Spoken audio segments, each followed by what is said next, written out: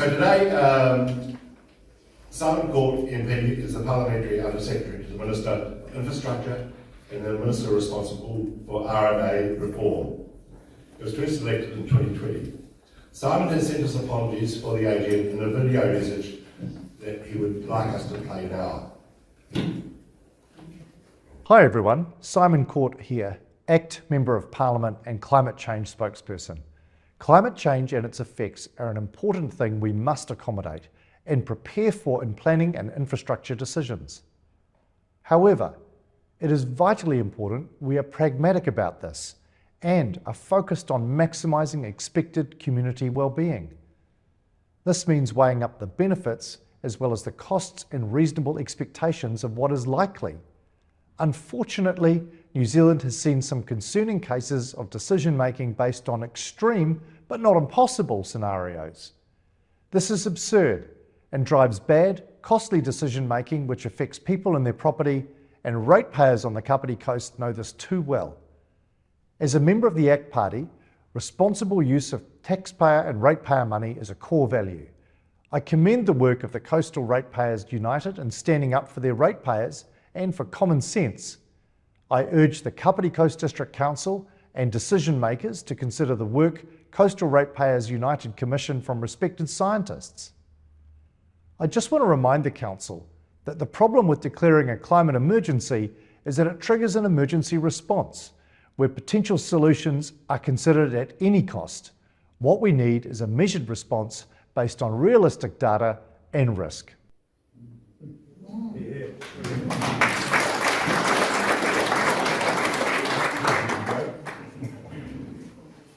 Right, this is the part I'm looking forward to. This is the introduction of the Coastal Hazard Risk Assessment for the Kapiti Coast through members, the formal presentation. We're very thankful that Willem DeLonge, Honorary Research Associate, Waikato University, is here today to present the findings contained within the report. Now, Willem will make his presentation. So Willem, thank you very much for coming here today. You've taken time out of your busy schedule of retirement. And always, I know retirement always seems you had never enough hours in the day these days. So all the best today. Thank you very much.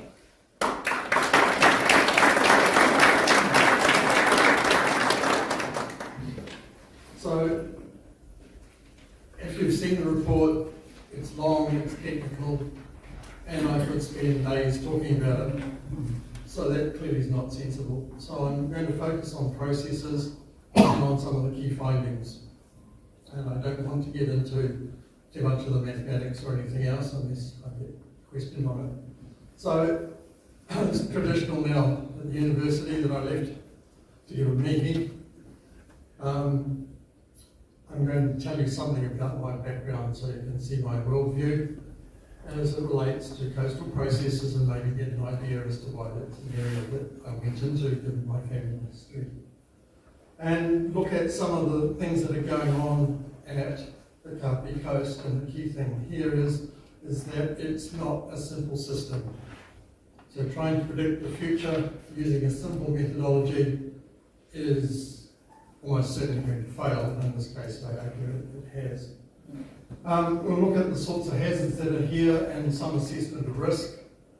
I'm going to leave out some of the really details about trying to predict likelihood, because that's where everything gets unstuck, and look at a way we can get around it without predicting what might be the likelihood of something 100 years from now.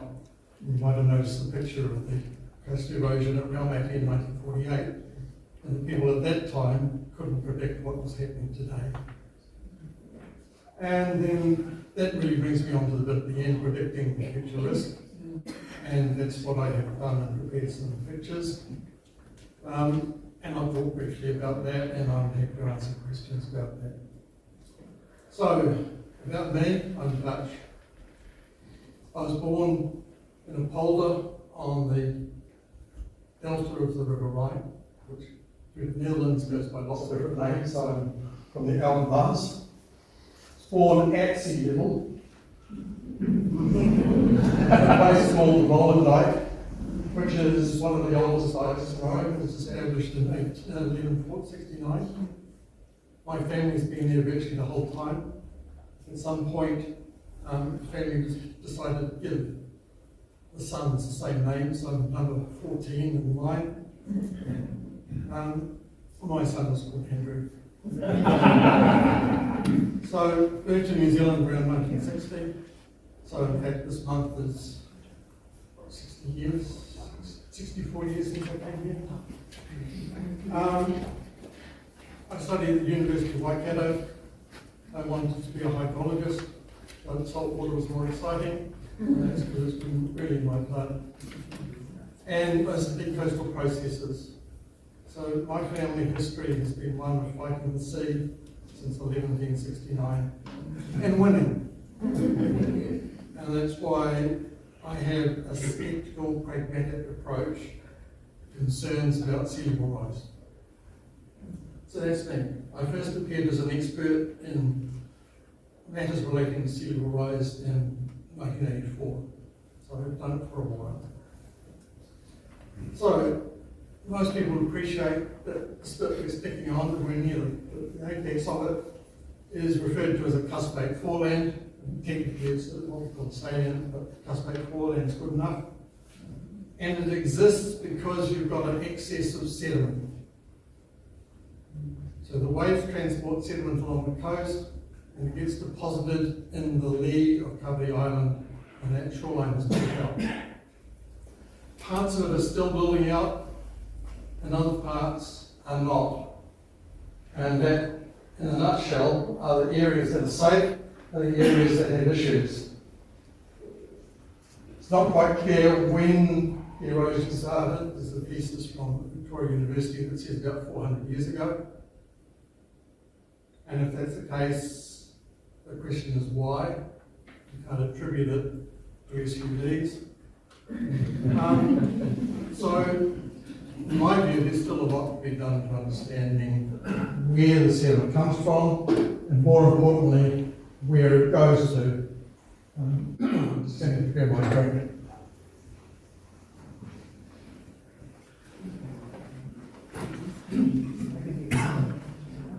If it carries on in about 5 minutes, I'll be able to enjoy this.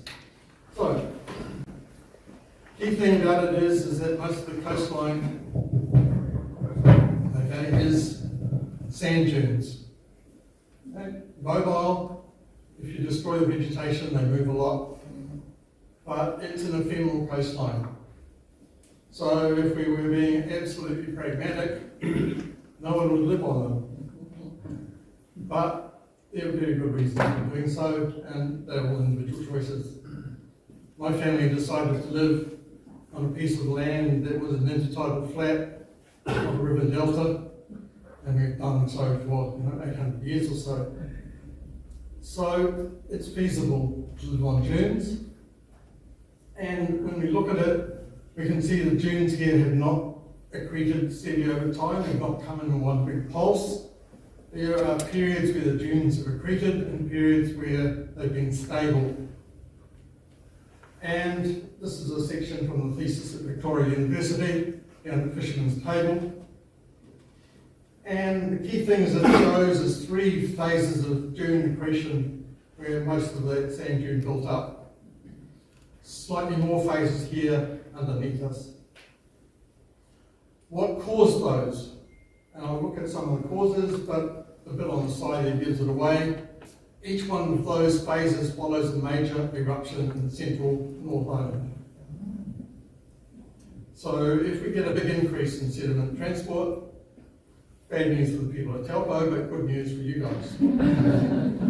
And if we're going to worry about what's happening in timescales of a century or more, then that's something you should factor in. So we've had phases of dune build up. There are more phases in the north towards Levin and less in the south. So this is something that's gradually built up towards the south, and this data suggests that down at the bottom here it's built up over the last 3,000 years, up to the north the last 6,000 years. The dunes are all quite different. So as we go from north to south, which is what I did when Christopher rang me up as I was driving in Otafinga in the central North Island, pulled over to talk to him and said, "You had a problem, could I come and talk to the CRU?" And I did. And I took a whole lot of pictures as I went up and down the coast, and I did a field investigation. The dunes are different in different places, and the question is why. But one of the key things is that back around 1903 we had the Sand Act, politicians deciding to control processes. Because all the sand was blowing because the vegetation was destroyed. Solution was, thanks to the people of Otago, to bring in marram grass, planted all around the coastline. We in places planted marram, and then what do we do with this stuff? Because we want to make money, we plant pine trees. So marram, root and pine. And that's dramatically changed our coastline.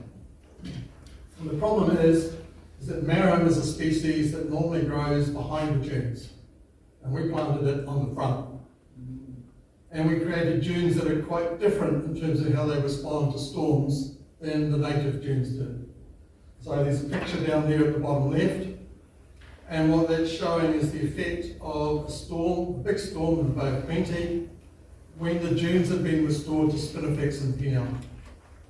And what we found is that the dune didn't erode, it actually accreted, because the waves carried the sand up onto the dune, deposited it, water sunk in, and it didn't cause erosion.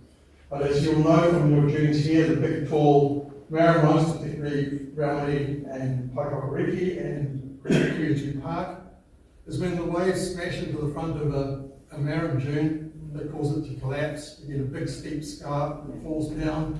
The marram does not like salt water and it gets killed. The spinifex and pinel love salt water. Get salt water spray on them and they grow faster. Bury them and they grow even faster. So the New Zealand vegetation is adapted to our conditions. And that's why I'm really pleased that you're restoring the dunes. And the dunes you're restoring, you'll see are a different shape and they make your whole coast more resilient. The problem is that you need space to plant. And at Raumati and Paikakariki, you lack that space. There are ways to deal with that, but that's not what I was asked to look at. So your dunes vary, and that means that the response to processes varies along the coastline. You cannot just use a simple approach for the whole coast. You need to tailor it to what you've got there. And we can see some of those effects of the disruption from the loss of vegetation. So we're up, somewhere near the top of this picture, here somewhere. And what we can see is we've got all these dune ridges that are orientated parallel to the dominant wind direction. So this tells us that these are dominated by blowouts. So marram dunes are prone to blowout. So if you disrupt these big tall dunes, we open a space and we get this development of sources and troughs. And it's a little hard to see if you don't know what you're looking for.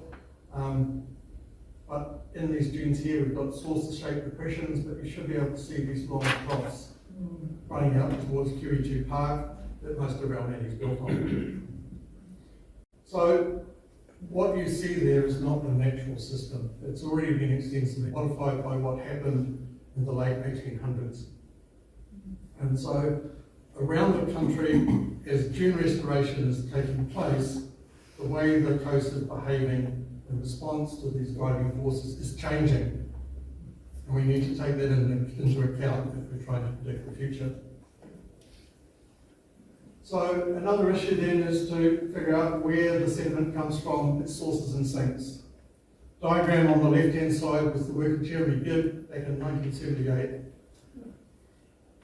A lot has not changed since then. All that happened is for Christopher and CRU in 2013, I worked out the volumes of sediment that comes out of the different sources. And it was interesting to see that the latest report just sticks in my work.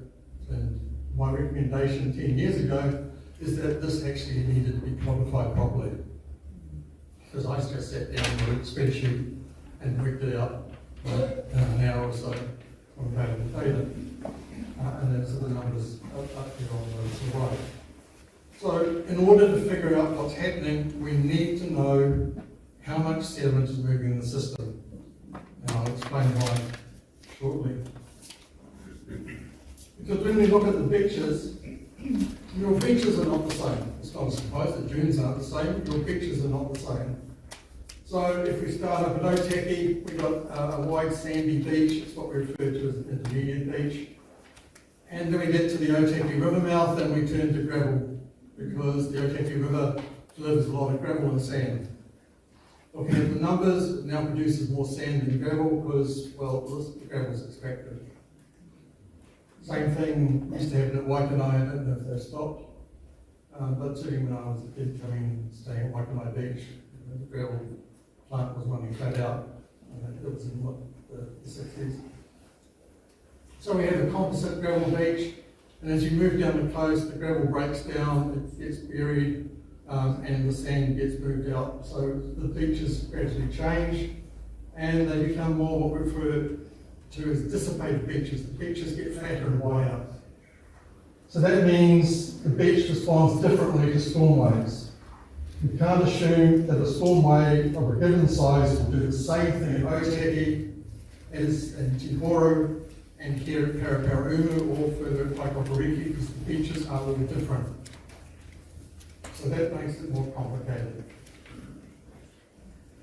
And to make it real fun, you guys are in an active tectonic zone. I'm retired up north. The nearest fault line is a bit further away. In Hamilton, the nearest fault line is under the neighbour's house. So New Zealand is a tectonically active country and basically there's no way you can go to avoid it.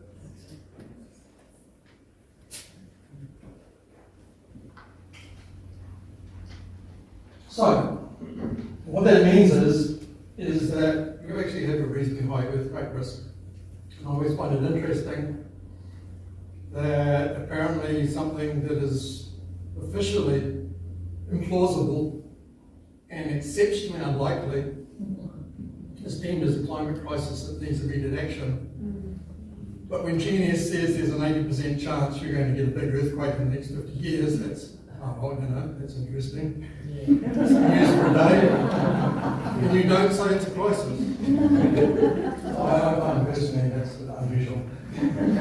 But then I've been working in geohazards for 40 years. So, heading northwards, there are all sorts of faults. The interesting thing is that you're at a boundary where we've got the Pacific Plate coming from the east, diving under the North Island. We've got the Indo-Australian Plate diving down to the east and the south of the South Island. And then this bit in between called Transform Fault. And we have funny things happening at either end. We now know in those places you get megathrust earthquakes, which generate big tsunami. But it means that you've got locking of the plate. We have slow slip events, which tend to pull the top down. And then, the plate descending tends to pull the upper crust down. A slow slip event may allow it to rise temporarily. And every so often you'll get a big jump. So you've got all of those raised beaches down there on the south coast of Wellington. You also have similar features here. So we know not so long ago, the bit where I'm staying at Raumati jumped up over a metre. You've got the ranges there that are going up, and they've gone up a reasonably long way. It's a long time since I've walked up them, but I don't think I feel like doing that today. It's quite steep. That's evidence of movement. But when we look closely in this area, what we find, and I presented data from this, but this is a nice diagram from the thesis from Victoria. That saved me drawing it. I'm regularly colourblind, so I think the bit at the bottom's red and the top of the blue. Okay, so I'm not quite sure why, because the red bit is rising. It's going out of the sea. and the blue bit's sinking. And just as an aside, if sea level causes erosion, which is the basic assumption of all of the reports done for the council over the last 20 years, then the blue bit at the top should be eroding and the red bit should be accreting. And I'm sure you're all aware it's the other way around. So that needs to be taken into account. There are much more faults up there in the north from Kapiti Island northwards than we knew about when I did the last report. Odds are that at least some of those are active. So you do have a tsunami risk.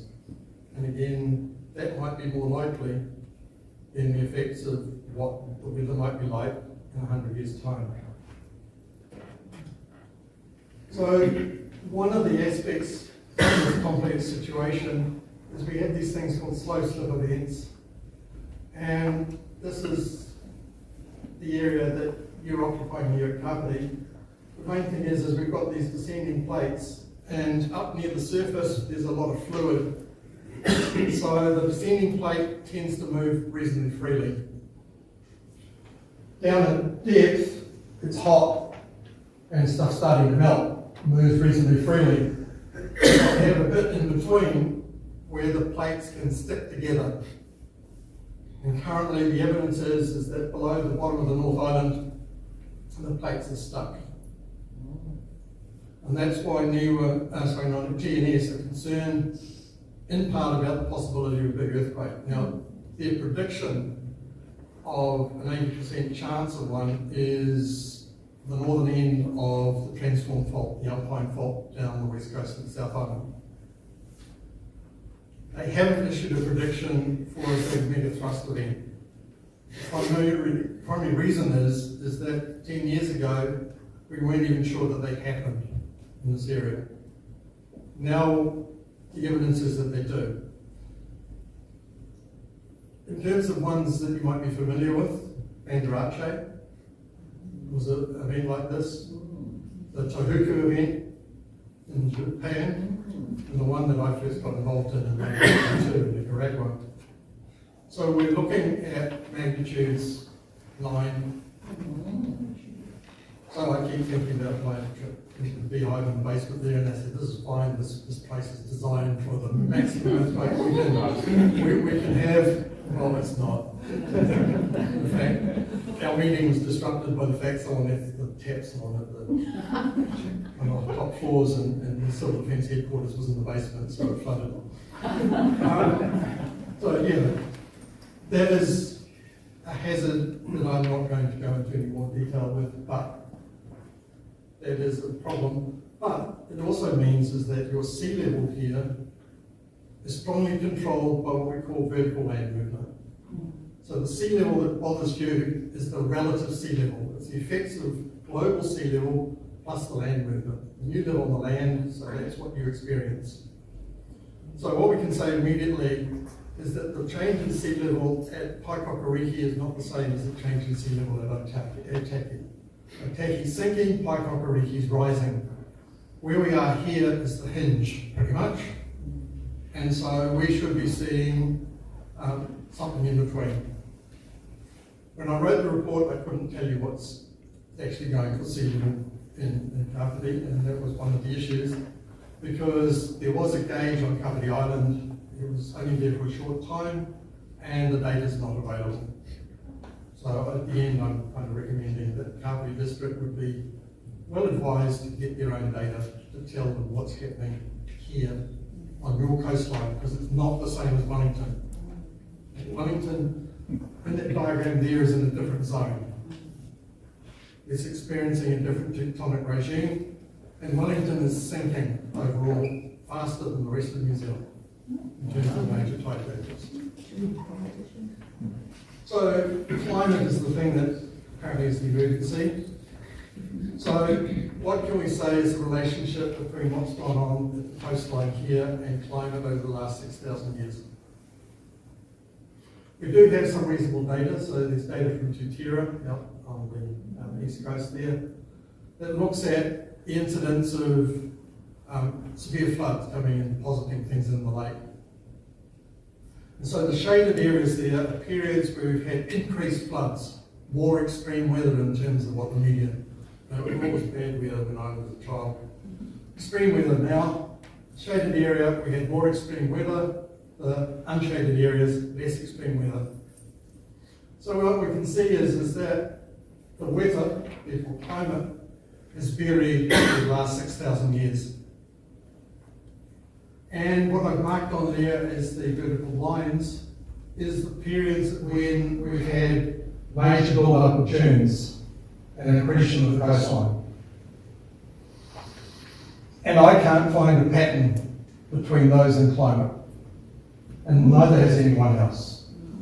In fact, the people that did this couldn't find any systematic trend in our weather patterns associated with climate change over the last 6,000 years. It's been warmer than the present, it's been colder. Down the side there are a list of eruptions.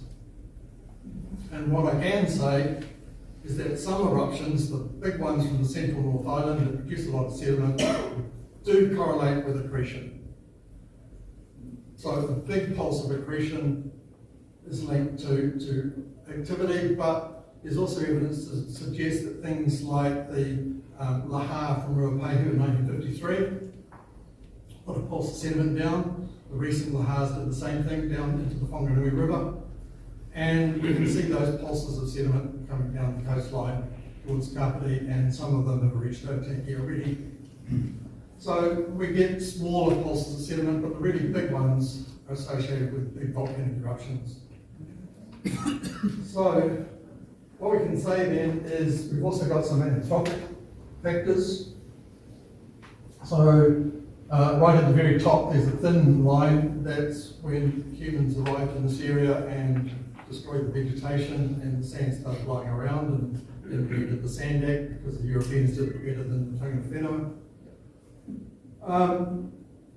And there is some evidence of tsunami events, though in terms of the published work I have some disagreement with it because the evidence they're looking at is the disruption of marine dunes.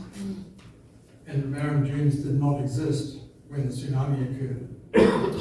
So I'm not entirely convinced that some of those features that they identified in Q2 Park are actually tsunami deposits or not. But it's a possibility. So what happens in New Zealand in relation to climate variability? What we can see is that we have periods where we have more storm activity. Now, if you're into geography, you might know about the summer and winter profiles of beaches, which is largely a northern hemisphere thing. That during the summer, the beaches nicely accrete, and during the winter, they erode. Where I come from, in London, just down the coast, is really pronounced because they bring out the beavers and they dig the beach up at the end of summer and store it safely in land, and they put the beach back. You can do the same here if you really wanted to. But that's not a major factor in New Zealand because we get storms all year round, which you might have noticed. So what's important is when we have periods of storms and periods of no storms. Storm weather, fair weather. And during the storm, sediment erodes and moves offshore, though not as much if we've got the native vegetation. Most of that sediment comes back onto the shore, and the beaches that I've got on the bottom of the Bay of Plenty, 80% of the sediment comes back in within weeks to months. But all of the sediment come back can take 10, 15 years, depending on how bad the storm was. So if we have a period with several storms in a row, like happened here between 1976 and 78, then there isn't much chance for the sediment to come back before the next storm comes. And we get erosion because the storm will remove a certain volume of sediment. If it's not back there to be removed, it will take some more further inland. And that's the last time you really had severe erosion, when you had a flurry of storms. The bad news is, in terms of the climate oscillations, we're in that phase at the moment. The good news is it's so far not really having much effect on Kapiti Coast. I haven't heard of anyone's house falling into the sea yet. So it moves in and out, and overall it accretes. And most of our coastlines in New Zealand are accreting. And I don't have to be the only one that says that, because there are a variety of other studies that have come out and said it, most recently from the Climate Change Group up at Auckland University. So that's what happens, unfortunately, and this is just up the road from where I'm retired, at Omaha Beach.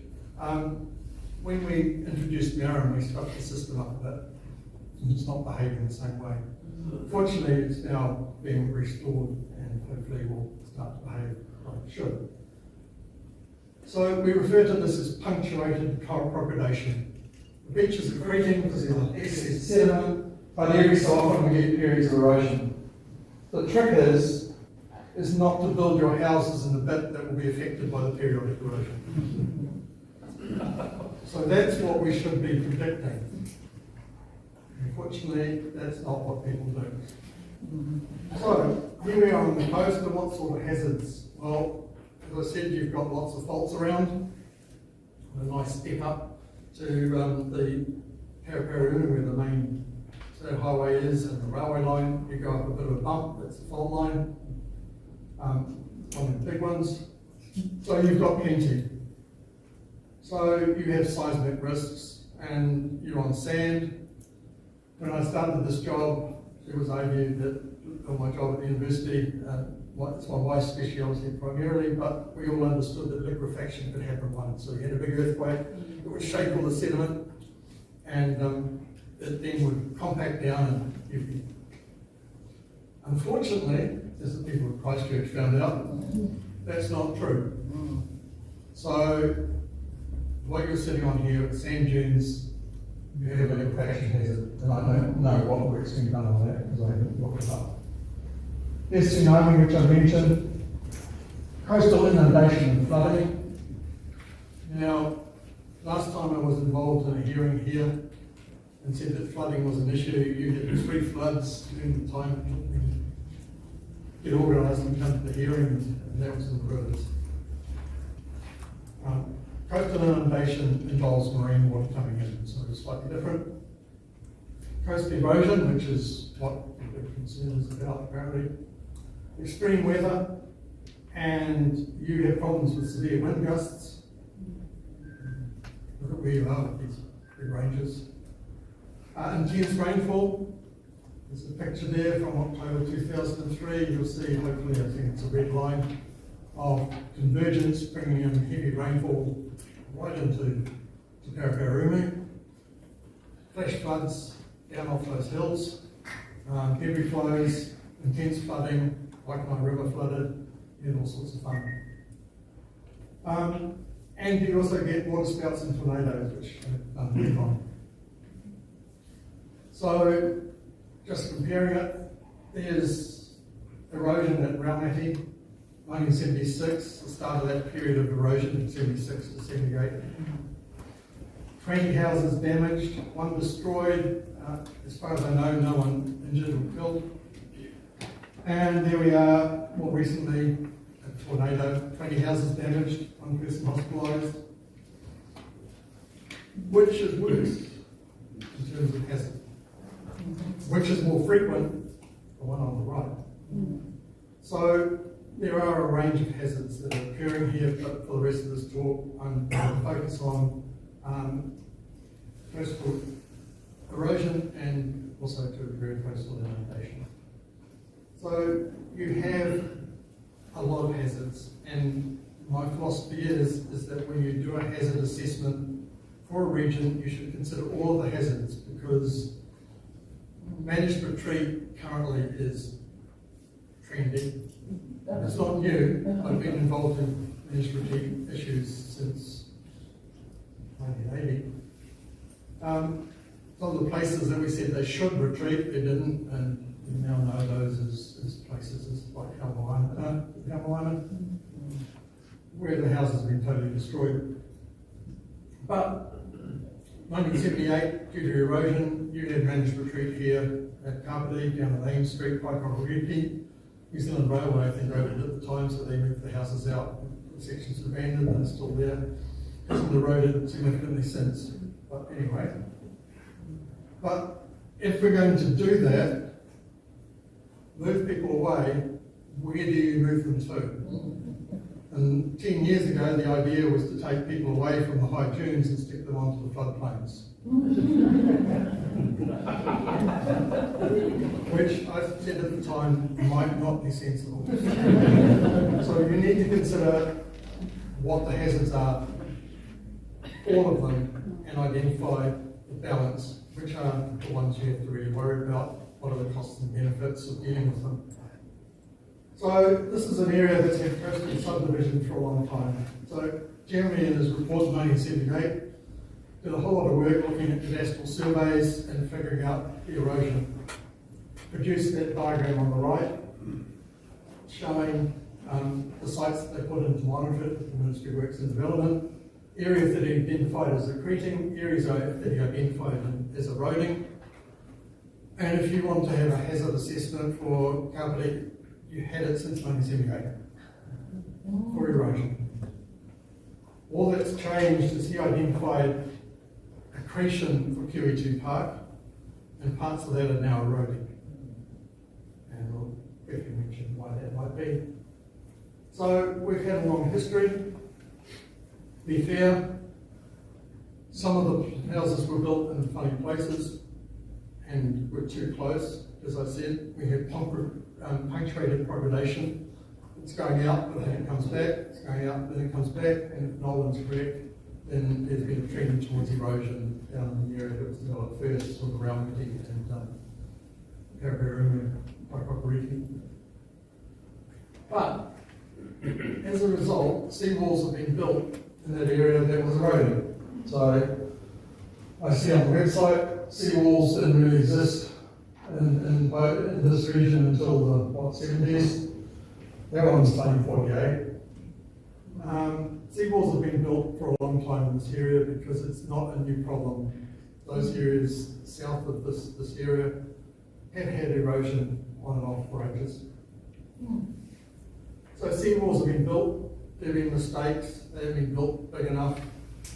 There's a lovely report saying, the final solution, the seawall in 1978, which they built out of timber, which in hindsight floats. So yeah, there have been problems, but overall, the seawalls have largely stabilised the coastline. So if we look at the shoreline change, since World War II, there hasn't been a lot of change with seawalls. There are parts that have been eroded in 76, 78, and so the properties are eroded. They're not actually eroding, they're stable, but that land's gone and it's not being replaced, and there's a seawall to the seaward side of it. The one area that's showing really bad erosion is at the end of Raumati South, when we go to QE2 Park. So this bit here. So when we build a seawall, we get end effects. So generally, if it's a longshore transport system like this, then at the end of the seawall, we enhance the erosion rate. Interestingly, it was pretty stable until the 1988 shoreline, and after 1988 and until 1998, most of that erosion occurred. And I haven't had a chance to figure out why. I think it was largely due to the standardisation and the extension of the council seawall along most of the coast. So that stabilised everything, but it cut off the sediment supply. So that is your erosion problem. That's the worst spot for erosion, that's not an inlet. And ultimately it's a question of, well, does it matter? Because it's a park, and there aren't private properties there and so on. But that is a question for the community to decide. Is it important or not? But that's where you've got an erosion problem. But it's not a hazard because it's not threatening people or their property if you count public land as not owned by anyone. So seawalls have been largely effective. So in terms of your vulnerability and risk, the main question is whether or not you're going to maintain the seawalls. And that is a political decision, not a scientific one. So what I did, Selena asked if I had any information, and I thought, don't really, and I decided yes, I do. So what I've done is I've got the cadastral survey data from recently saying where all the property boundaries are. I've looked at small properties with one dwelling on it that don't have room to relocate the dwelling, because that's one response. You can have a sort of managed retreat where you do it entirely in your property. Did a lot of that in Waihi Beach. They shifted the house to the bottom, and then it did in the roads, and they built a new house on the side. One court case I was involved in Katamara, where I convinced them that they should be allowed to build 3 houses instead of 2. He lost that one because a couple of days before the judge went to visit his site, there was a storm and his property eroded. It was karma. So basically what it shows is that the number of properties, based on current surveys, that would be affected by erosion has declined steadily from 1948 to the present. In fact, the only ones that are showing that have an erosion problem now are the ones where the land was lost during that period, 76 to 78, and not reinstated, which is not surprising. So technically, they're eroding, but they're not, because they've got a seawall in front of them. So, in terms of private property, you don't currently have an erosion issue of any great significance. The erosion is primarily occurring in public land. So, when we look at that, this is just illustrating it. So, you might recognise the Waikanae River inlet through here. 1948, the river came here. So technically, all of those people there should be in dire strife because they're on the riverbeds. But that area we covered between 48 and 56. I think the main reason is that they stabilised the dunes and planted. There's also some river control structures so that the river can't go there anymore. And as a result, the land got zoned for subdivision, people live there. So what we can do, and that's kind of done in some of the reports, said, oh yeah, but that used to be the river in 1948. So those houses are at high risk, but they're not at the moment. They may be dependent on river control structures, but this area is accreting. And so what will happen over the next 100 years or so is the river is going to move further offshore. The thing probably to not do is to move the houses further offshore as the shoreline improves. That's a decision that you could make. So it's managed retreat, except that the houses stay where they are, and you get the shoreline going.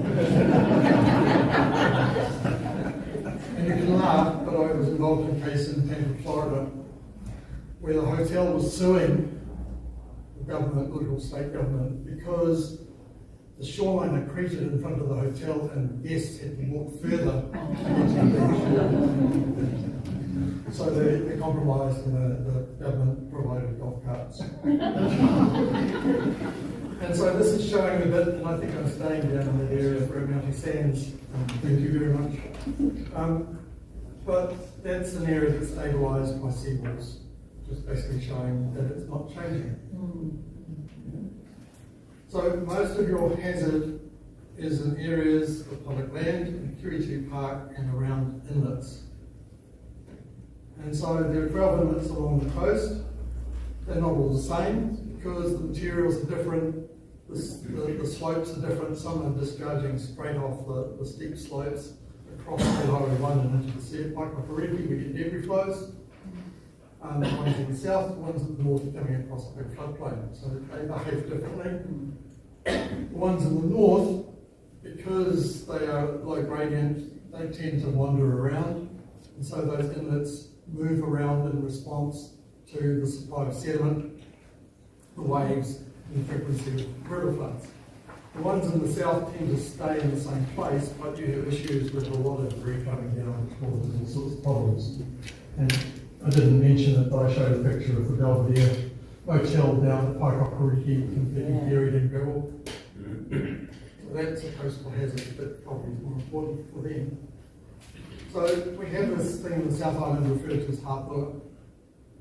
So the idea is that we've got a river coming out, but the flow varies. Like the rivers here, we have low flows, we have high flows. During low flows, the sediment transport exceeds the capacity of the river to push the sand out. So a bar builds out the spit in places like you might have seen that happening at Waikanai. I get my students to look at it because it does all sorts of fun things. It splits into islands, it moves around. It's unstable. Don't build your house on it. And you can laugh, but they've done that at Mokau. So it's a problem for the Waikato Regional Council that people have built their houses on the river spit, and the river decided to do what it does during floods, which is this one on the bottom right, and bust straight through. And that's what happens here at Waikanai too. That when we have a big river flood, it busts through the spit, and then it reforms and goes up and down. So that's how it behaves. I've got the ones down further along the coast in the gravel.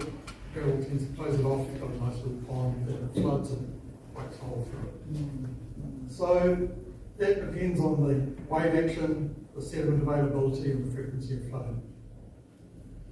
Most of those inlets are now managed in some way or other to control the behaviour. I understand for some of them they cut a channel through the spit. They did the floodwaters away, and we've seen the recent flood in the Hawke's Bay region where they were a bit too slow to do it. Yeah.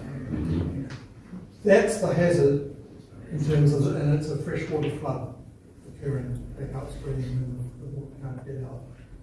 That's not coastal inundation. So inundation is looking at a combination of processes. It's due to up being sea level, and that's all that's been focused on from the reports you've looked at really. High tide elevation, storm surge, they've thrown that one in because it makes it look worse. Breaking waves and what they do. Now it's important to distinguish that we have inundation where the water comes up and it stays there for a very long period of time. Weeks, months, years, decades, centuries. And then we have inundation caused by waves and so on where the water comes up, overtops, splashes, makes everything wet, and that might last for 10 minutes. So you need to separate those ones out. So it depends on the wave conditions that controls how far the water can splash, and it depends on the topography. So if we're down here at the waterfront, no dunes, looking straight out onto the sea, then we have a greater risk than you do if you're at Raumati where you've got great big dunes in terms of inundation. As far as I'm aware, there is not a good record of inundation flooding coastal properties here in Kapiti. All the flooding has been associated by rivers. It's argued that as a result of publishing the report, it's all going to change really quickly, and that's the bit I dispute. So it's not an issue, but there are various tools to allow you to look at it. So this is the New Zealand Storm Surge Data Tool. I don't like the title, because this is not data, this is model results. Right? We don't have a lot of measurements, and for Kapiti Coast, because you don't have the instruments out there, you don't have measurements. So I couldn't do a data analysis. So they basically take in global climate models. They present this on their website as historical data. There is no historical data in that. It is all computer models of what they think went on.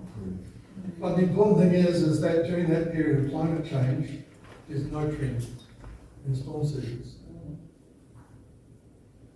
So essentially, where I'm coming to in the report is I'm suggesting that for the foreseeable future, which I say is 20 to 30 years, which we can do predictions for, we can give you confidence limits, statistics and everything else, there isn't any trend that we can see in storm surge. According to the models, there is, but that involves them making scenarios that are not necessarily likely. So, looking at the current risk, the real problem I had for carpeting was trying to figure out what is a tolerable risk for a hazard. It's defined for some things, it's 1% AEP, so I quite happily would apply that for climate, because all of the things they're talking about have a probability of considerably less than 1% AEP, because they're talking about 1% a century, or less. So we're looking about things that would be tolerable risk according to definitions for other hazards in the Kapiti district. And my personal opinion is that's something that should be resolved with the community as to what is actually acceptable. And then we have some funny sort of business that goes on in the reports. This is the latest climate impact assessment, where they happily tell us, what the terms mean in terms of probability. What I find interesting that in the top one there, which I read, is confidence. How confident are we in our predictions, which are really projections because they're not based on real data. That's expressed as chance, 1 in 10 chance, and the one at the bottom is expressed as a probability, they're the same thing. So I would argue that if you had a median confidence likely event, you should multiply those two probabilities together, and that tells you that overall it's not likely. But they don't do that, and you'll see that in the report and some of the stuff I show you. But we've taken a scenario that has a likely probability and a median confidence. So that's something that needs to be sorted out. There's also the issue of what do you do for areas with seawalls. So 10 years ago, it was assumed that council seawalls couldn't possibly fall down. One did after that, and that anything built by a private person was bound to fall down immediately. So there are issues there in terms of figuring out what the lifespan is for the seawalls and what you plan to do. I've been involved in communities like the one at Wainui, north of Brisbane, where the community resolved that seawalls should go because of the adverse effects they have on the environment. Okay, fine. Seawall failed, immediately they started agitating for a replacement. So we had those issues. There's someone here from Selwyn, and there's the Selwyn River where everyone signed an agreement and said that if the river came too close to our fishing huts, we'd go. And then they changed their mind and they don't want to do that. So there is a lot of issues involved with this, but that's something that I think you should take the time to sort out. Because at the moment, you don't have a problem. But if the seawalls go, then those areas will have a problem. And that's something that needs to be sorted out. So that brings us to the future risk. And the argument goes that the future risk will be different because of climate change, whatever you mean by that. And I've worked in the area for 40 years. Climate change to me is a statistically meaningful shift in the climate between 30-year climate normals. Climate change, according to the UN, the definition changes depending on who you're talking to, because they have at least 3 official ones and unofficial ones, and apparently that's a change in the weather caused by greenhouse gases, and that's it. So I come from a different thing. I look at it on the data and whether or not there's a statistical change. I've been living in Hamilton now for 2 climate normals, and I can say that Hamilton has had a climate change because there's a lot less fog than when I was a child, and it doesn't have smoke in it. Why? There's slightly less frost, but over the last 10 years the number of frost events have been increasing. According to the temperature data, it is a fraction of a degree warmer than it was, but they greatly extended the airport next to the instrument.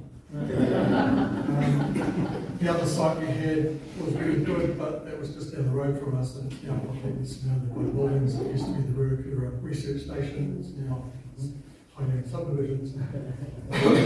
So there are problems with the data, but there has been changes, but they're not great. So will it affect the risk?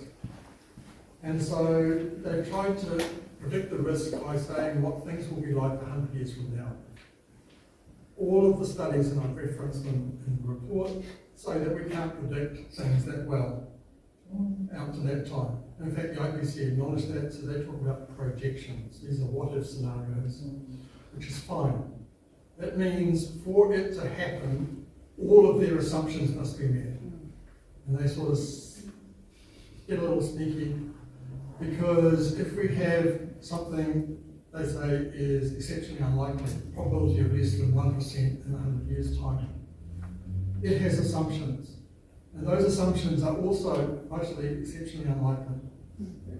It's difficult to work out because they have pathways, which are different sets of assumptions that result in the same forcing.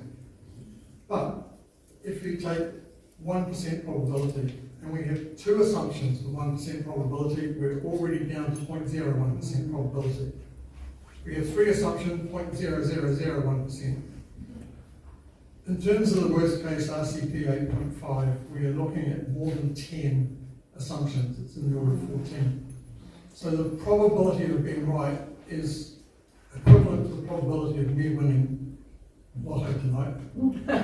Keeping in mind I haven't bought a ticket. So it is implausible, is what they said, but they've shifted it back in when they redrafted the draft over and over, and it's not very likely according to the latest one. But it's implausible, it's exceptionally unlikely. We should consider it in terms of assessing likely climate effects. So predicting coastal erosion, it depends on a whole lot of things. It depends on the weather, that's where climate comes in. It depends on the sediment supply, depends on the relative sea level changes, and it depends on what people do, because that's important. So what we can see is, when we look at this, is that the highest rates of relative sea level rise are associated with accretion. The maximum rate of accretion occurs in the state a bit in the middle, which is in the lee of company. And the lowest rates of accretion occur where the land is rising. So this is consistent with a thing we call accommodation space. It's not consistent with sea level rise causes erosion. And accommodation space is a concept that seems to be really difficult. So imagine that the shoreline is lots of buckets, and the sand's moving from one bucket to the other. If the bucket's full, the sand can't be deposited there and move on to the next bucket until eventually it finds a bucket that's empty. And it looks as though the empty bucket here is the channel between here and Carthage. If we raise the sea level, we now have space in the buckets. So the sand can be deposited. So the geological record, which is called sequence stratigraphy, tells us that a relative sea level rise causes accretion. And that's really important, and Sean might know this, because this is what starts to produce the reservoir rocks for oil and gas. And all of this comes out of the oil and gas industry, those nasty people that are trying to do this. So, and colleagues, mine, a former colleague called Kench, from university now overseas, did a lot of work in the islands. They did similar stuff in Tonga and so on. And what it shows is that those islands there, as sea level rises, they grow. Because there is now somewhere to deposit the coral debris. So we need to have accommodation space, somewhere to stick the sediment for all things to accumulate. If we don't, it bypasses. And confusingly, if sea level drops, we get erosion. Why will it erode? If we drop sea level, or Waikanae River is now discharging at a lower elevation, it will speed up. Steeper gradient, it will start eroding its bed and eroding the sides. And so we get erosion when sea level falls. Which is why you can't easily find any evidence of the sand dunes that were formed here when we had the last interglacial sea level high, which was higher than the present. So we should find those, but they're eroded during the interglacial. That's when it's glacial, the sea level's low. So when we look at that, we find that processes that we have, or models that we have for predicting shoreline are not very good. So some colleagues of mine, plus Auckland University and a couple of international researchers did a really good study where they took the data that Waikato University accumulated at Taurua Beach of all of the shoreline changes, taking my video camera, so we had detailed measurements every hour for 15 years. And said, here it is, we'll give you a chunk of this data. You predict what happens in the future. And what we found is that the models were pretty poor, which wasn't a surprise because we couldn't do it. And so they tried all sorts of different things. And the methods that worked best were statistical models and things going through machine learning, artificial intelligence, neural networks, and so on. Those sorts of approaches that totally ignored the processes and just looked at the patterns. The process models didn't work because you had to simplify the processes, and this is a complex problem. And the Carbonate Coast is more complex than one that was given to the international researchers.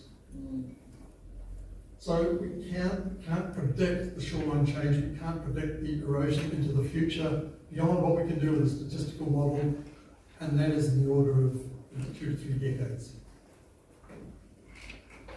Unfortunately, this is the one that all of the previous reports used, and I kind of hope that the last time pointed out, you guys went to court and won, that this model will not be used, but yes it is, and irritatingly we talked to Jacob beforehand and I said if you do this you'll end up in court. What they did is they wrote a very detailed description of the limitations, which is excellent, pretty much covers everything, apart from one important point which I've got here. And then they used it anyway, which in my view means the court case was done and dusted, and I'm not a lawyer. The key thing is that this model assumes that the coast is a nice simple slope. So here we are at the beach where I retired. We've got a boat ramp here, it's a nice concrete solid slope, and I can use the Brun rule to accurately predict what the water level will be when the tide comes up. Works perfectly for that. That's not a concrete boat ramp out there. As soon as we have sediment moving around, it doesn't work. And the reason is that it's an inundation model. Auckland University researchers are kind of sugarcoating it and calling it a passive flooding model. Because it's slow and all it does is flood. So essentially what the council here has got is 2 sets of inundation model results. And unsurprisingly they show the same kind of pattern. The difference being that one takes into account the actual shape of the topography, so I've got a profile there from just up the road at Waikanae. And so you've got a profile that goes up and down, and the bathtub approach that they use for inundation modelling takes into account this up and down bit. And the Brun model just assumes that it's a flat plane of slope and takes all of that topography away. So I'll show you some of the results in a moment, and basically what they have done for some of it is they've figured out when that planar slope sticks out above the ground level and decided that when it's above ground level, the whole place is going to erode like mad. So that's an assumption, but it's a good one. But it's in an inundation model. In my report, there are a whole bunch of other reasons why it's no good. But that's the key thing. They're not predicting sediment transport. They don't take into account how this profile evolves if the water level rises.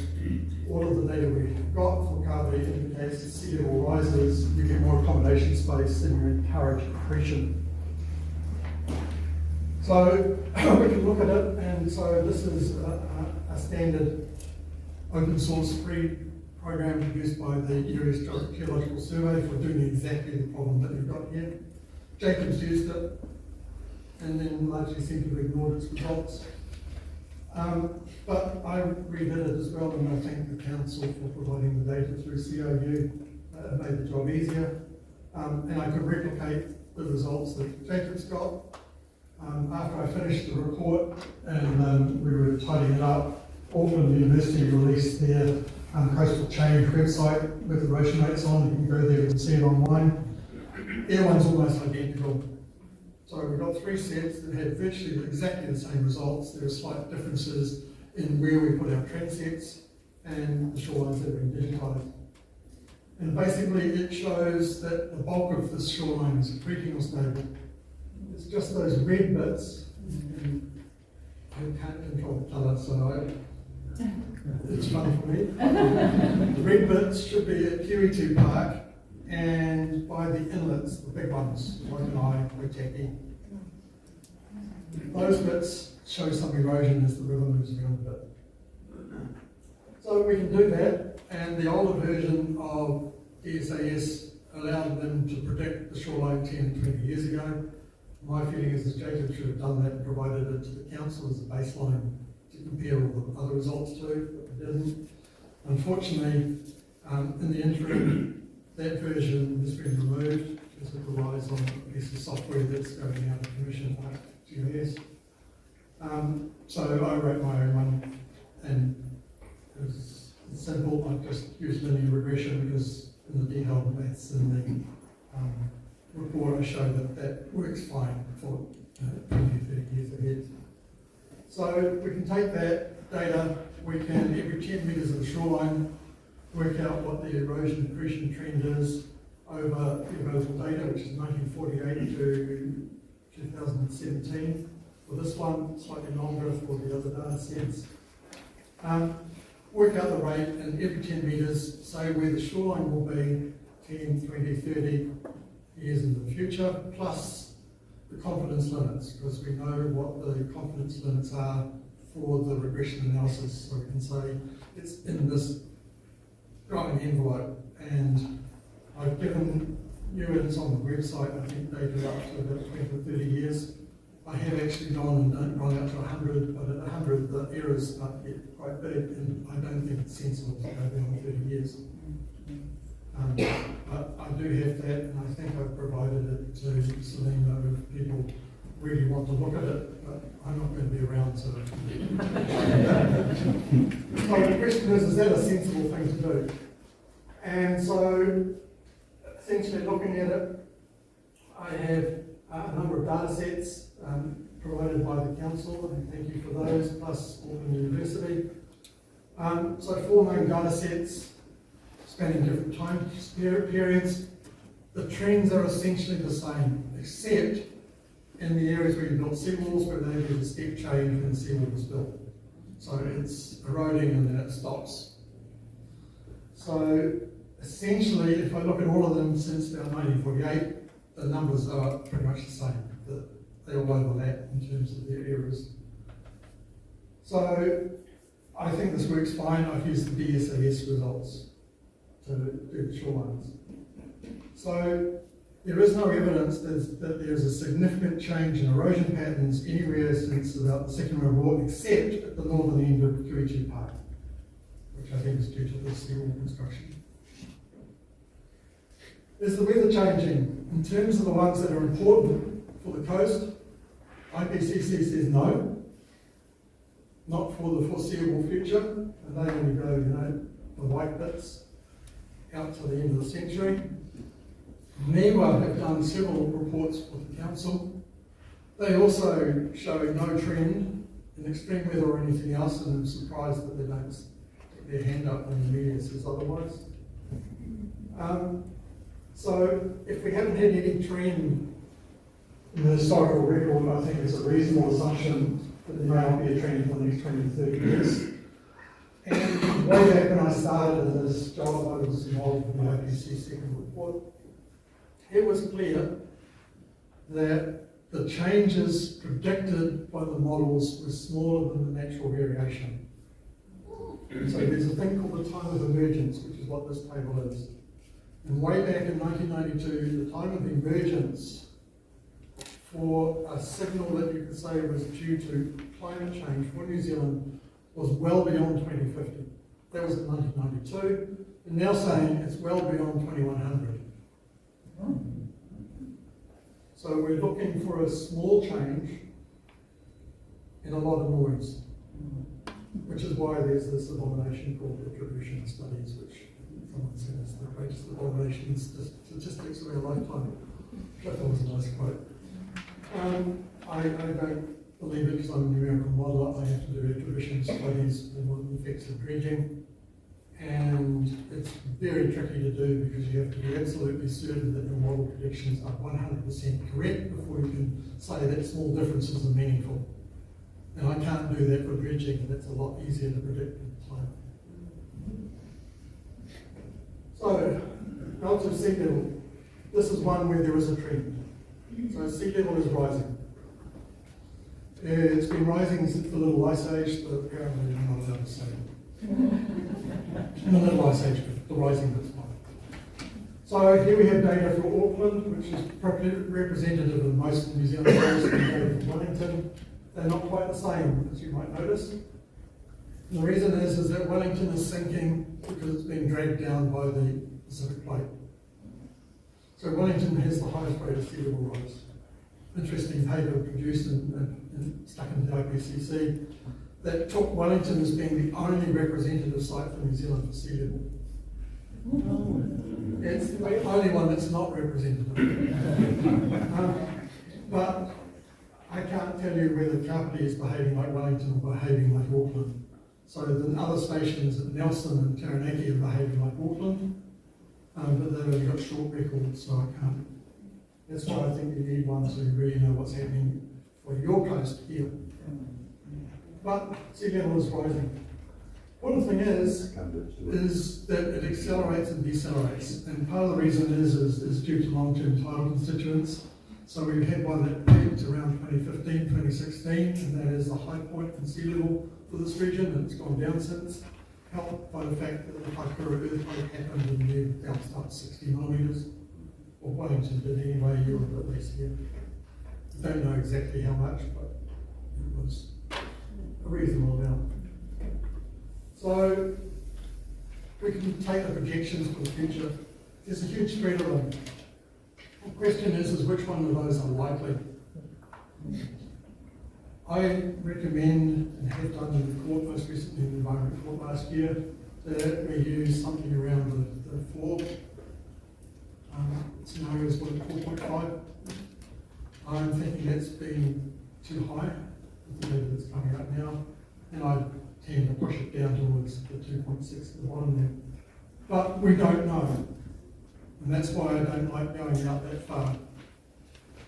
In 1984, I made a prediction of sea level rise for Bay of Plenty, and I got it wrong because I used the consensus view at the time, and that was 25 centimetres of sea level rise in 100 years, and Group Builder went up 13. So, I don't have a good track record of predictions that have now come to pass. So I don't think it's valid to try and predict sea level that far up. It is very likely that you will have an earthquake before then, and you will go up or down, depending on where you are on the Pacific coast. Pacific coast. So that's the hard part. But what I can do is say, if we follow the assumptions from the MFE and the Sea Rise website, we get a sea level rise for Wellington, which is the top one of that bottom of the 3. And we can then work out what the acceleration should be, noting that it starts in 2005. So we actually have 15 years of data to see if that acceleration is good. There's a massive jump in sea level because they're assuming a rate of sea level rise that's much higher than anything that we've got. But the absolute rate of sea level rise for New Zealand is around 1.4 to 1.5 millimetres per year. And that's all well published in a big study that was done as part of the Sea Rise program. And all the differences are the vertical land movement, which tends to make it vary to about 2 to 3 around New Zealand. So the highest one is actually on the Wairarapa coastline. We don't have tide gauge there, so we're not sure what it is. That hasn't happened. So I figure that if you're going 20 to 30 years into the future and you keep measuring sea level every year, if you see that starting to happen, then you know you might need to be worried about it, and you should analyse it further. If it's not happening, then everything's still the same as it has been for the last 100 odd years. So I think it's reasonable to just use a statistical model to predict out 20 to 30 years. as an aside for inundation, they did it slightly differently in this report. The key thing about inundation is these are driven entirely by sea level, so for the erosion, they've given you a year, this is when it's going to erode, and for inundation, they picked a level. And just said, here we are, this is 0.4 metres overall coverage, this is 1.25 metres overall coverage, which I think is a good thing to do. To be honest, it gives you an idea of the vulnerability for different levels of hazard, and then you can make a decision applying a cost-benefit analysis. The problem is what that shows you on the side there is the time of onset. And when that particular level will arrive, the one in the middle is half a metre at the bottom, varies considerably depending on which assumptions you make. Which one of those is likely? That's very difficult to say, because they don't make it easy. My assessment is that most of those are not likely.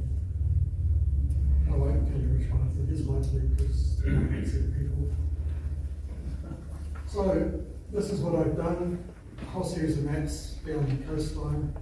Essentially, this is the erosion. So we're looking here for 20 years in the future, so what, 2037. I've got the predicted shoreline position and then the 95% confidence limit. So I'm saying there's a 95% chance that for this area here, up towards, well, this is really up the middle, so shopping centre there, and down on the road at the bottom there, that round square. That's where I think the shoreline will be. And I'm 95% confident it's going to be in that zone. So I'm confident that the properties that you see there are not going to be affected by coastal erosion. And that accretion will continue for the next 20 to 30 years.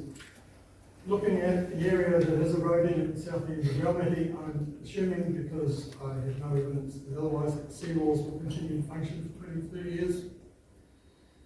If they fail, then there'll be a lot of pressure for them to be repaired, but that's no problem. And that there will be some continued erosion due to flanking that seawall at the northern end of Kiritu Park, and that zone of erosion will extend a little bit further south.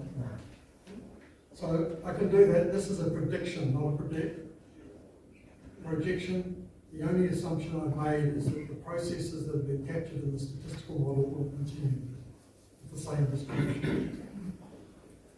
So, kind of an pressure to compare it to Jacobs, and I apologise to them. They just did the same as everyone else, and this is what everyone else does, so this is what we're doing. So this is the one going out to 50 years. So this is 2052 for me and 2050 for them.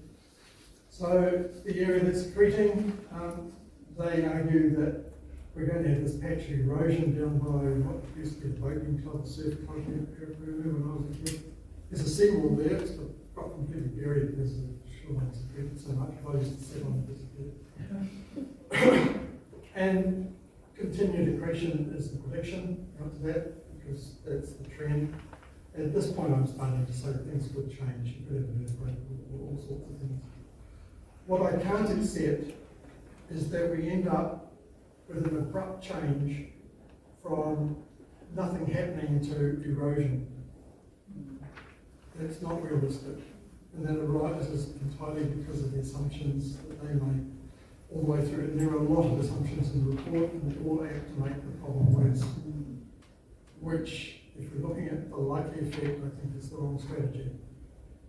If you're dealing with something like that, you need to think what's the likely effect. I don't think it's likely that we'll go from no change to severe erosion in the space of 10 metres. And in the area where it is eroding, they've assumed that the seawall will disappear, and I didn't.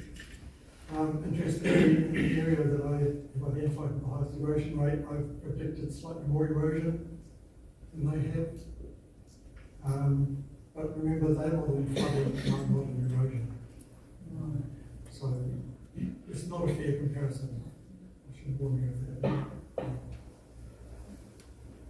So I suggested alternative approaches, just saying it should be scenario neutral. We shouldn't be making a whole lot of assumptions. We should keep it as simple as possible. We should do cost-benefit analysis.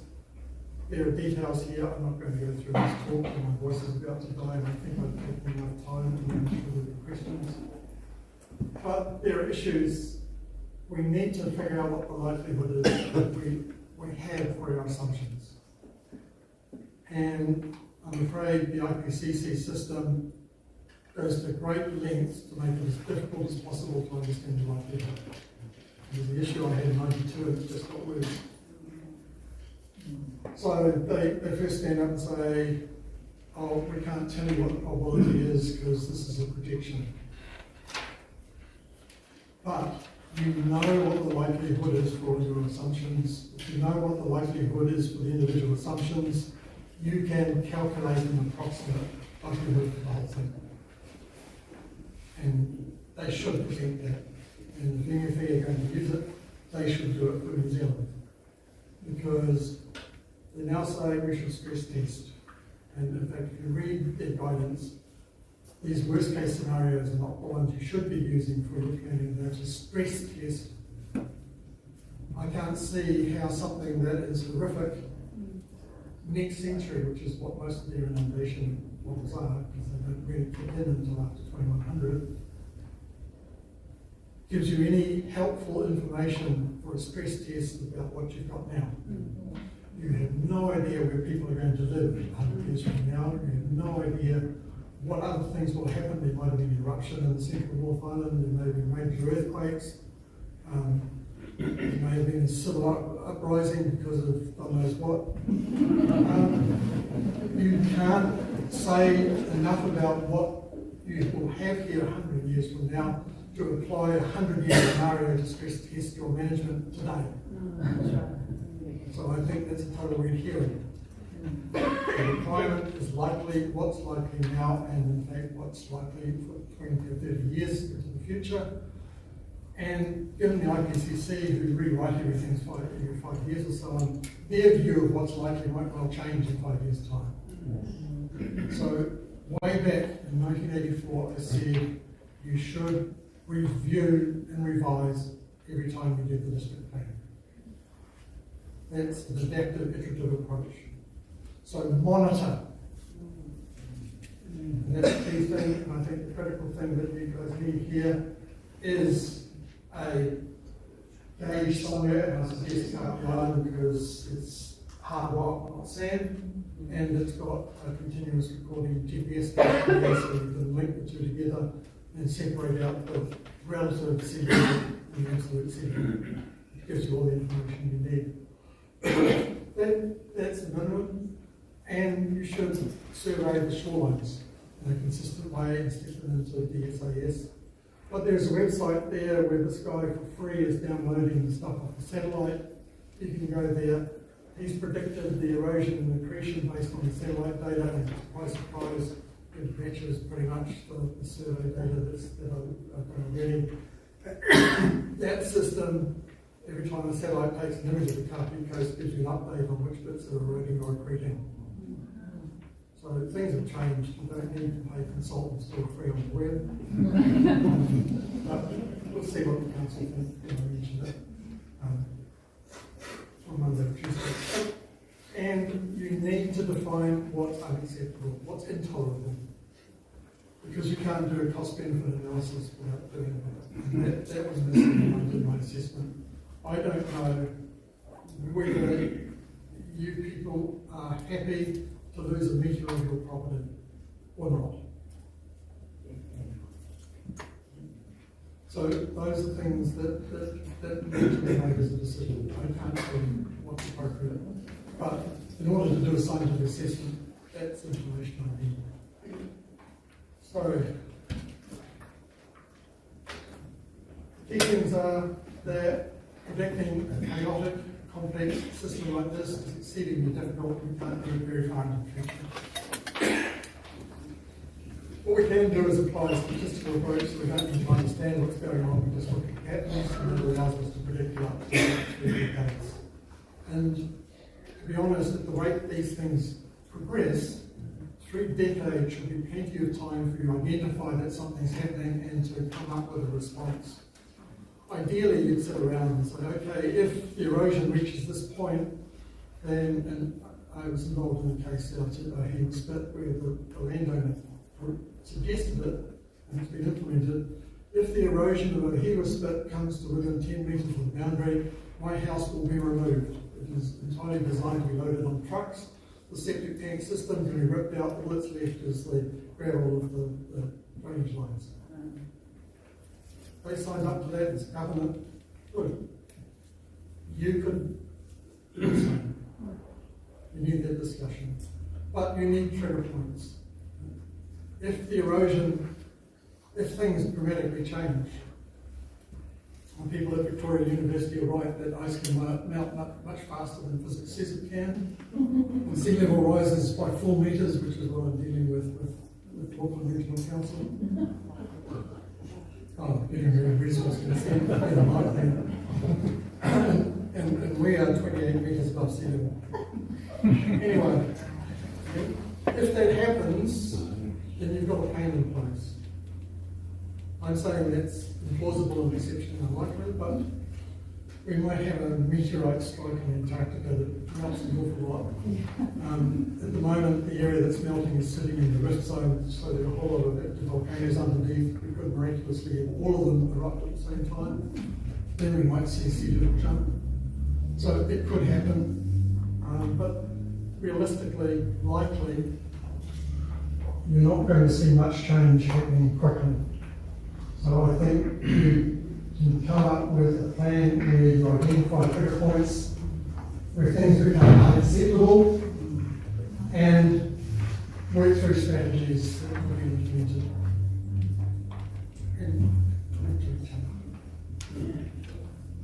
Okay.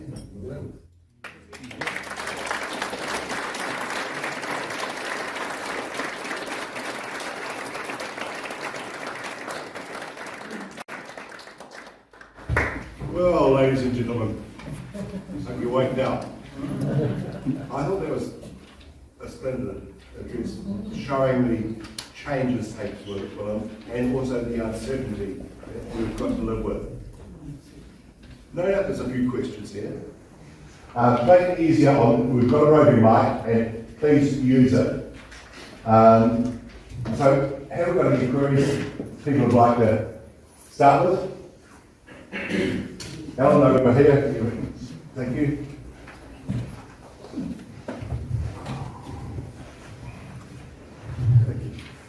Thank you for a wonderful, logical report that you've compiled there, Dr. Longier. It's a beautiful synopsis of what's been going on. I find it interesting that there's no actual data being collected of the landmass moving out throughout New Zealand. And I'd just like to point out an observational point of view that I've had in the Waitereri forest and along that coastline, where the beach has, over my observation of 40 years, has moved, I would suggest, 40 odd metres out to sea. And one of the data points that was there was the Hyderabad shipwreck, that as a teenager I used to climb over top of, and the high tide would come up past me and you couldn't get near the Hyderabad wreck.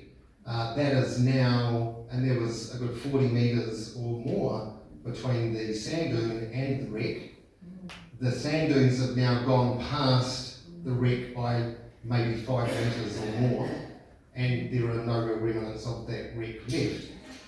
Even to the point where the Horowhenua Council have recently demolished their surf life saving club room, that when that was built would have been on the sand dune closest to the sea, so they could just go down and rescue anyone in trouble.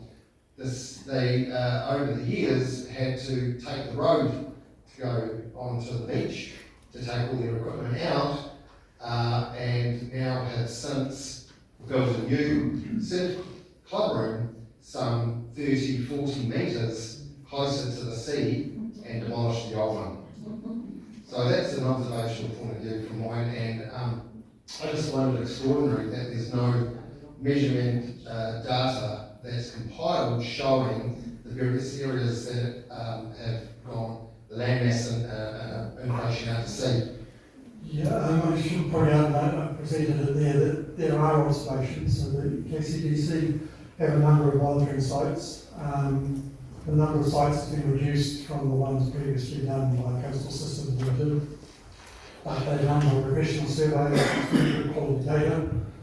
But it gives us profiles at fixed locations and what I think is in terms of predicting for the whole coast that a survey that just measures where the shoreline position is every few years or every year once would be more useful because that tells us what's happening everywhere. Because the problem is that, as I said, we've got a pulse sediment coming down as a result of the Lahar in 1953. And so we see the same thing up on the west coast, north of Taranaki, and one place that I tell my students to are used to is Sunset Beach and Port Waikato. And in those areas, the sediment really comes in pulses because it's got to go around big headlands, which is not an issue here in the Taranaki Bight. And so the sediment comes in distinct pulses, and paradoxically, the sediment supply depends on having big enough storms, and that area hasn't had big enough storms to push the sand past all the headlands. So it goes past the shoreline of Creeks, and they did the same thing there. They moved the surf club out, and then they weren't happy with the nice little portable surf club, and they built a great big building, and the inevitable happened is that the sediment supply reduced, and now it's falling into the sea, and it's all the fault of climate change. So, yeah, I won't be surprised if the hydro ban appears again in the future, but in the long term, I expect that coast to keep accreting and eventually be, like the Portuguese wreck or whatever it is, and surprisingly disappeared from the 20th century or whatever it is, the shoreline Crete. So yes, that's exactly what I've been talking about. I'm glad that you can see that thing. Next question.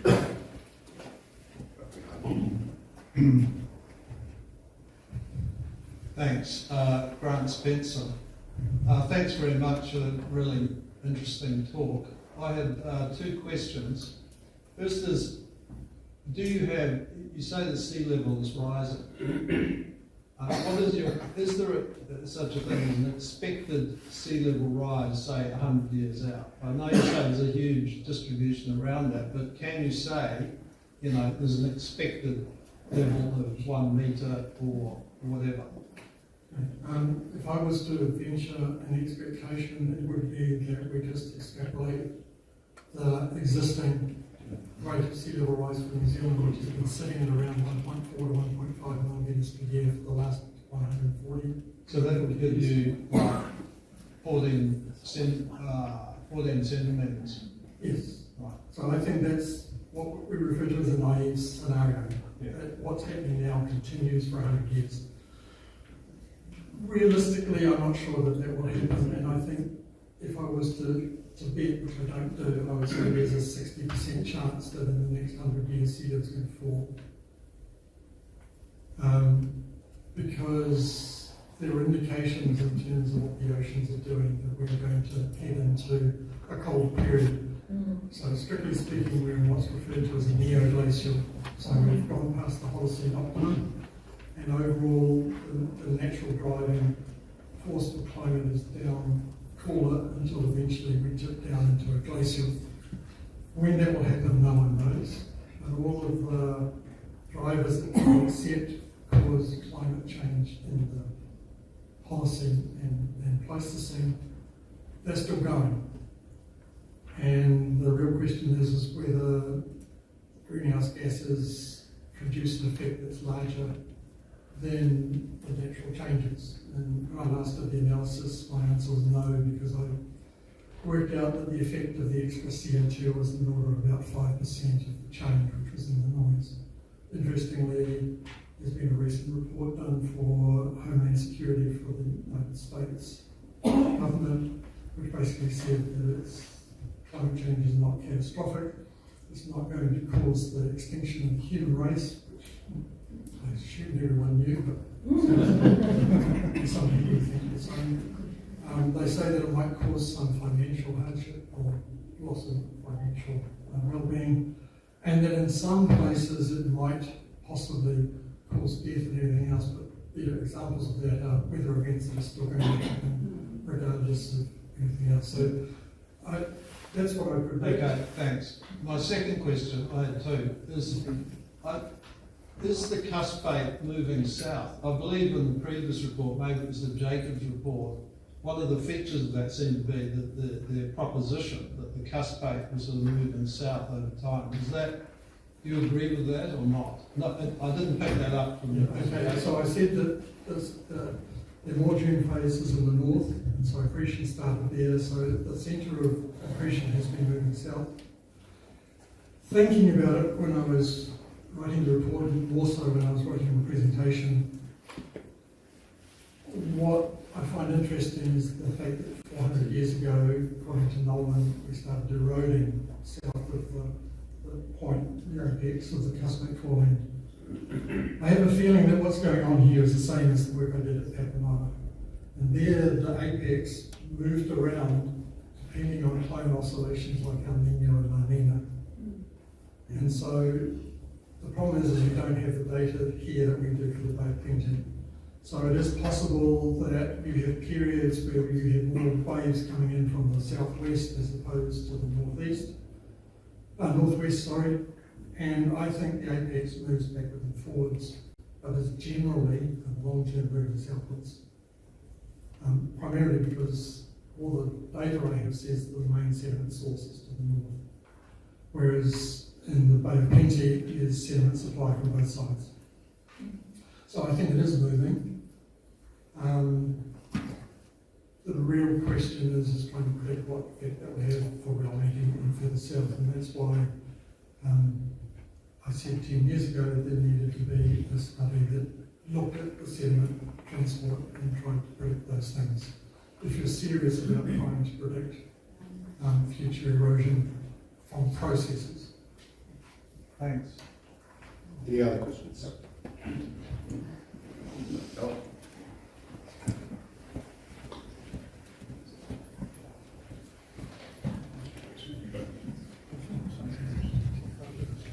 Yeah, hi, Peter Larissy, Chair of the Gravity Community Board. So, not a scientist, but I am involved in the political kind of part of this, so thinking about ways forward rather than what the problems may or may not be. But I think I know the answer to this question, but I just want to clarify. You talked about the triggers and thresholds idea. So with the Takatai Kapiti report, they talked about that similar thing with the dynamic adaptive pathway policy. So do you agree with their approach, or is what you're talking about something slightly different?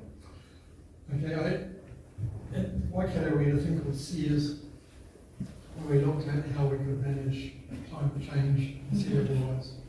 And we came up with adaptive management. That took our work and made it more complicated, essentially. So we had 5 steps, they had 10. But the basic philosophy I agree with is what I propose in the 1980s we should do. So I think there should be an iterative approach, and that you need to have thresholds to figure out what's doing. And in my report I said, identify erosion distances from the shoreline. And the erosion rates you have are quite small, so I was just suggesting small numbers, 5 metres, 10 metres. And say, okay, what are you going to do if it erodes by that much? But it will have to be specific to the locations to go away from that. And similarly, I've argued that you should, for inundation, have set water levels. Jacobs' report has done a bunch of them, it's just that I think they've gone mad on the upper end, which are, when we look at a likely scenario, not going to happen before 21 to 20 years later. And that's too far away to have any real idea of what's going on. So I think you need to focus at 10 centimetres, 20 centimetres, 30, to fill in the gap below the Jacobs range. And then you're in a position to say, well, if we have this amount of sea level rise or inundation or whatever, this amount of erosion, these properties are going to be affected. You know who to talk to. Rather than this approach where we have an inundation model, the Bundle, where they've incorrectly said there's a 95% probability, and I explain why in my report, basically implying that everybody that's seaward of that line is going to disappear, which is wrong. So the issue is, and as I said, we started with management treatment in 1978 here. People can get upset real quickly. So you need to have a clear idea of what the hazard is, what the threat is, what its probability is, and what the costs and benefits are. And for the international literature that I work with, and I did an assessment report for the non-IPCC as well as the IPCC, so I've been on both sides of the fence, supposedly. Exactly the same reports, but never mind. For existing infrastructure, cost-benefit analysis generally shows that protection is more cost-effective than managed retreat, and definitely more effective than mitigation. Emission reduction. So, like it or not, you've got built-up infrastructure, and so it's going to be a major issue to remove that infrastructure, and the question is where do we go to? So, I think yes, trigger points and figuring out what to do, but you need to have realistic trigger points and a realistic assessment of what the hazard is. And you should factor in all of the other hazards. So if moving people away from the floodplains next to the Waitaki River protects them from flooding, from inundation, and from liquefaction, and the threat of waterspouts and tornadoes, you've got an increased range of benefits. But focusing on an unrealistic hazard 100 years from now, I don't think you're going to get a buy-in.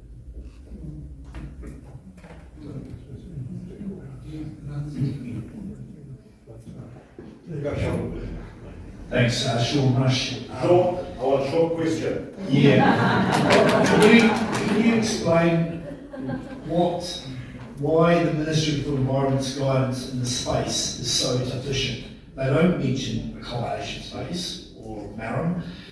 And the model they use, I ran that, you mentioned it starts in 2005, I ran it through 2020, that's 550% showing too high in terms of sea level.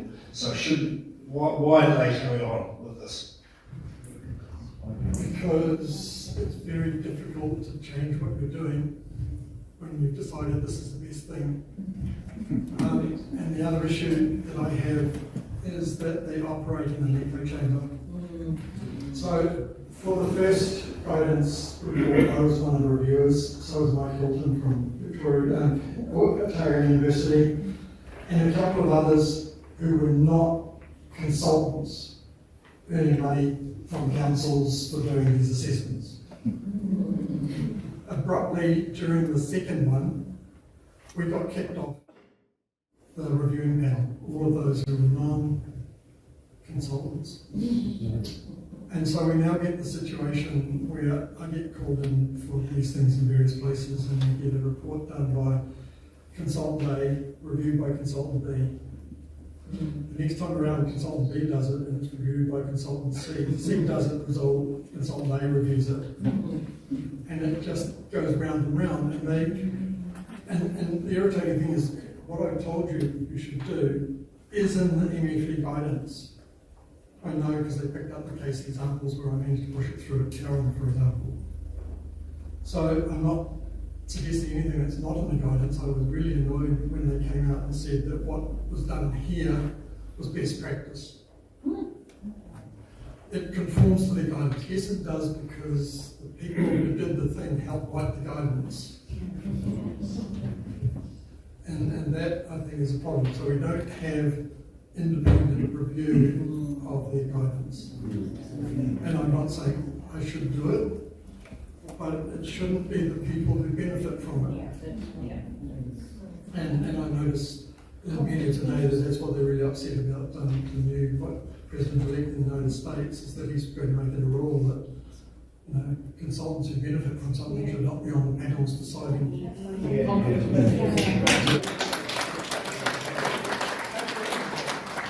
So, yeah, I think there's been a conflict of interest issue. And also, my own experience dealing with Auckland Regional Council is that some of the people who are making decisions are not pragmatic and don't have experience.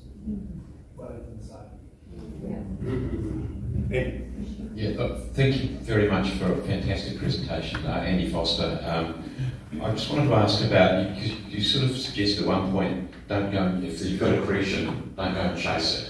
In other words, don't go and develop out towards it or intensify towards it. I wonder what your guidance would be in terms of development, not existing, because it's very different, but development new in areas you might have some issues. And the other part of the question is, I'm just interested in your thoughts about how the insurance industry should operate and how they are operating, and whether those two things are aligned or not.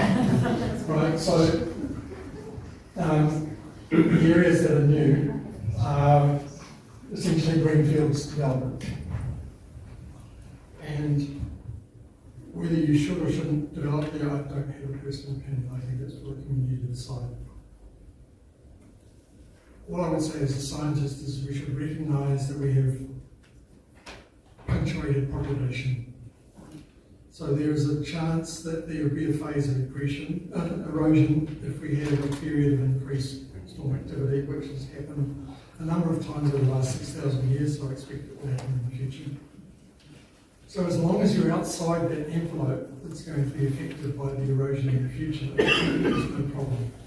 But we don't know what that size is because we have no experience of those events.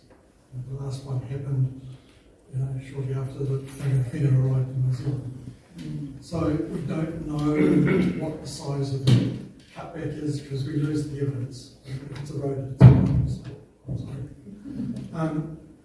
So we had nothing on which to base a prediction. So the naive, safe thing is not to develop it, but it's up to the communities.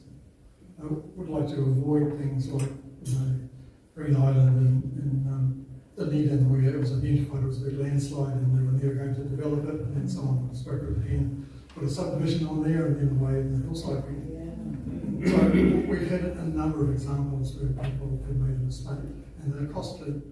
So my personal opinion is it would be best to avoid that.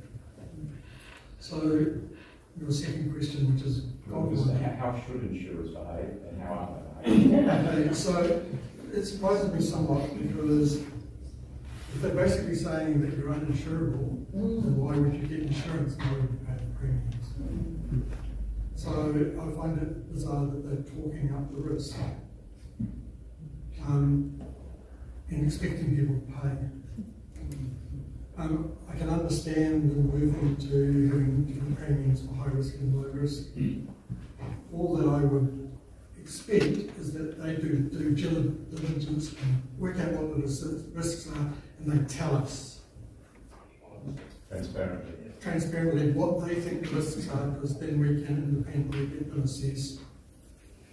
And so we had the case with CSL and the work here, where people were told they were in the high risk zone effectively and they had the asset zone go through. And they then said, I don't agree with that, and the line got shifted. So what changed? Was it just the assumptions and change the assumptions? So I would like the insurance companies to explain transparently how they arrived at risks for Wellington. They use the GNS data in terms of the climate risks, which scenario have they based it on? Have they based it on assessments or what the media says? Because I know the media tells us that extreme weather is getting worse, but the data in front of me says no. Yeah.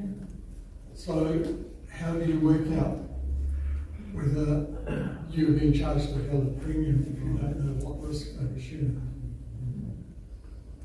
And we just saw the whole thing with the Hawke's Bay where we forgot to factor in the fact that the whole subdivision was raised, and so they're not subject to that flood risk. But in my house in Hamilton, I got told by the council I was in a high flood risk area, I'm on the side of a hill. It turned out that sometime in the past there was an open drain just over the boundary of my property, and they put in a 6-inch drain pipe to drain the drain at the end, and I should have had an 8-inch one, so when it rained, the drain backed up, and that was on their file, so therefore my property was at flood risk, and they assumed that the flooding occurring in the drain extended over the entire hillside. and lots of other people from our work found similar things. I know my flood risk because 2,000 years ago the river channel was running through my backyard, but it's not there now. So yeah, you need to make that data available so people can challenge it, so we know where that can come from.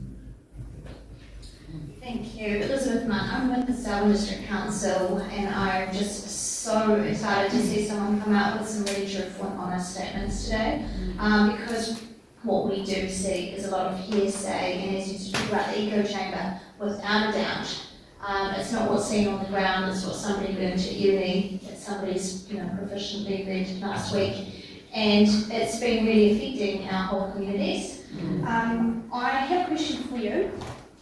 Which is, I may not word this correctly, so please excuse if I've got it wrong, but what's the effect of river dredging on the river outlets on those stony beaches? What's the best practice for river management so that we get that balance between the human use of the land and the natural benefits that may come from having some of those silty, stony areas on the beaches? It depends what you're trying to achieve. And that's part of the problem, that people are trying to maintain the lagoon as a habitat for seabirds and everything else.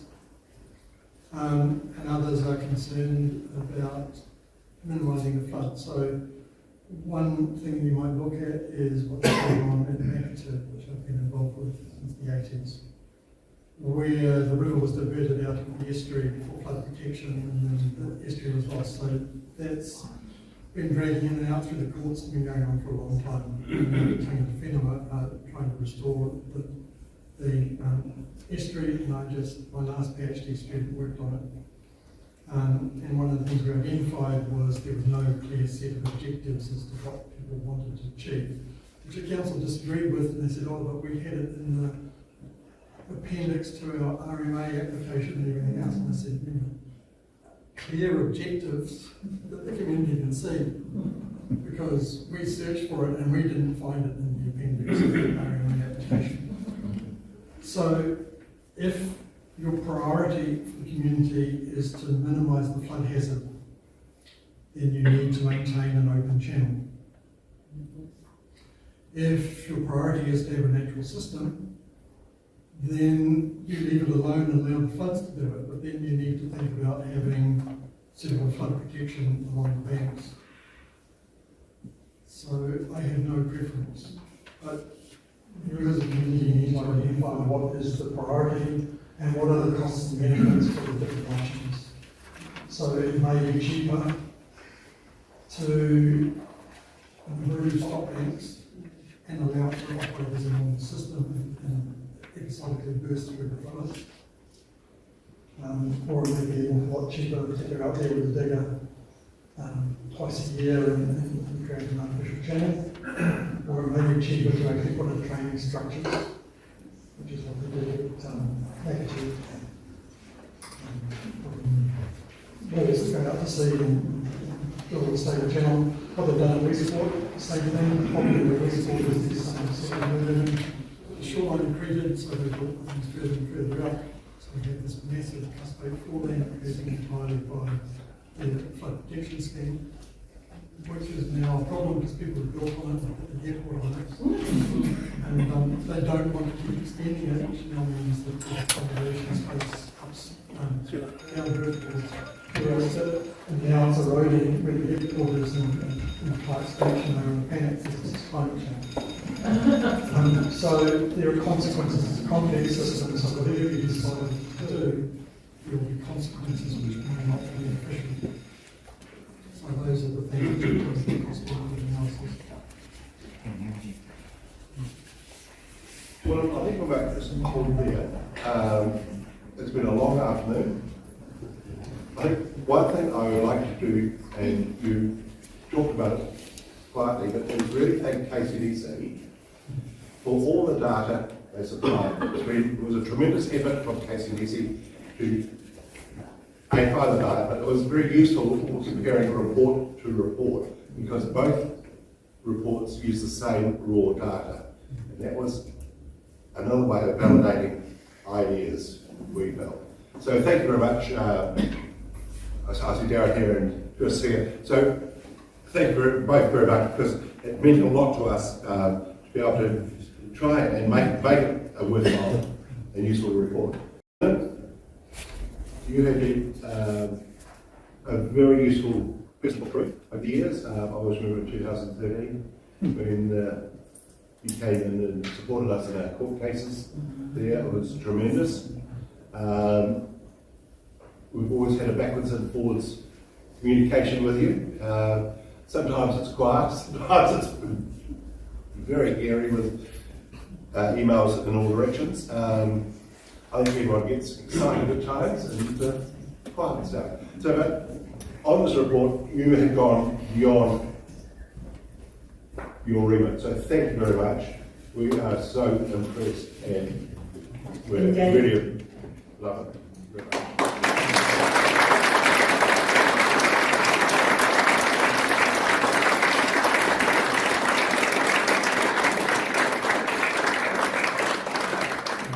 And at that point, I'm going to close this AGM down.